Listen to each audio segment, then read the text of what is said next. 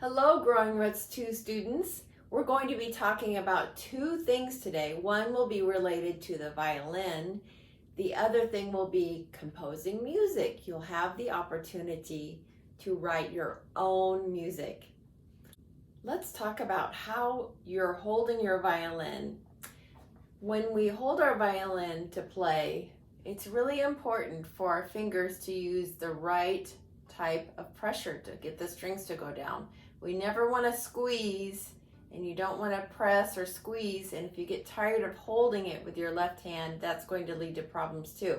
So it's very important to learn how to hold your violin really well, and that means without your hand very much. So being able to do a violin hold without any hands is what we're going to talk about. So why is holding the violin without your hands important? Why do we need to be able to do that?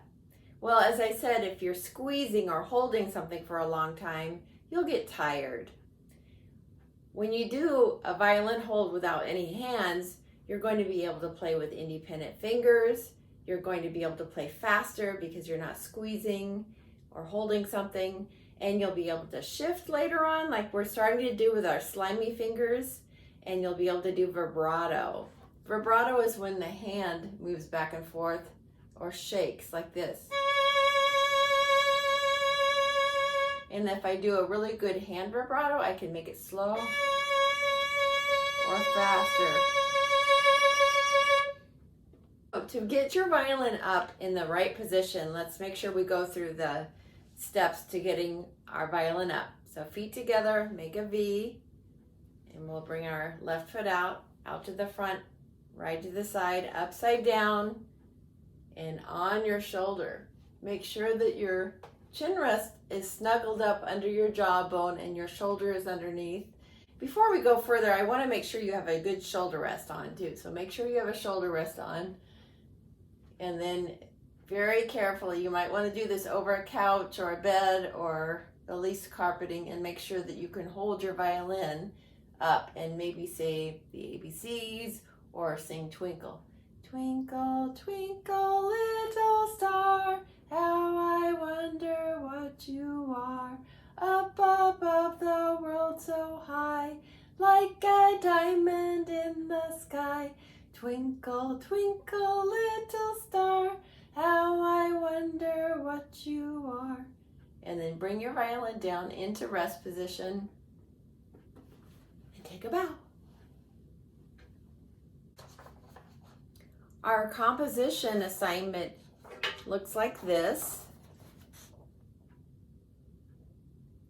And I'm going to explain what you'll be able to do in this composition and some of the rules that you'll want to know about how to draw the notes.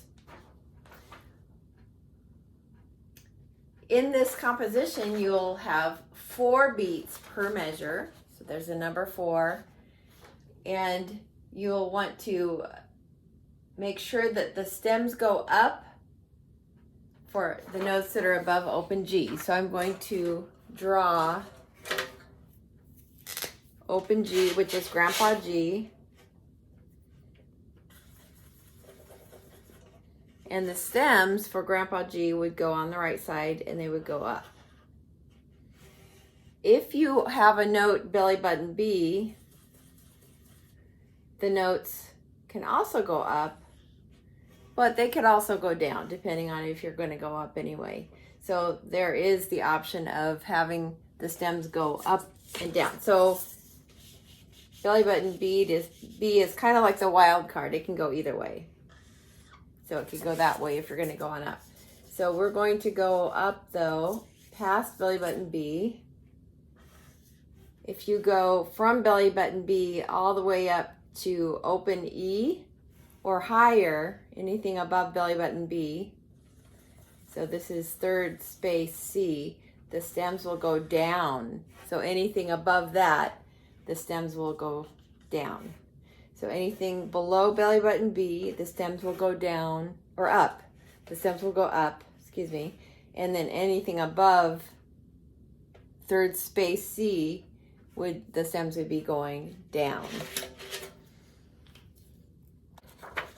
some of the other rules about our composition will be that you want to use one open string per measure. You'll use the rhythms we have learned, so let's go over what that would look like. So as I mentioned, there are 4 beats in a measure, so these cards represent 4 beats, 1, 2, 3, 4.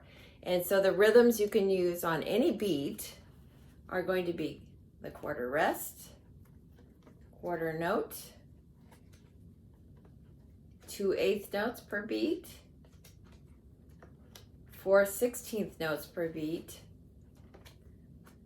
eighth note, and 2 16ths. So this is run pony, the run pony rhythm. So let's go over the notes that you can use, the rhythms you can use. You can use a quarter rest, shh, for 1 beat. You can use a quarter note, 1 E and, which is just 1 note per beat. Eighth notes are 1 E and. 16th notes, 1 E and. So 4 times on a beat. And an eighth note and 2 16ths, 1 E and. Let's talk a little bit about how to make the notes and the stems. To make a note, you could simply just draw a line or make a little bit of an oval.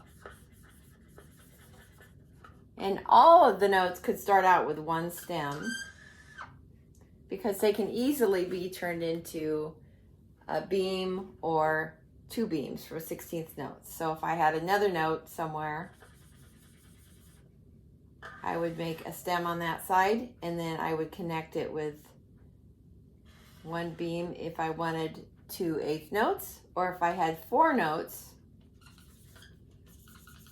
I would make a beam that connects all of those notes and then draw 2 beams. So the lines vertical are stems. These are stems that are vertical, and the horizontal lines are beams. Some final notes on the composition are that you should practice clapping your composition or playing your composition.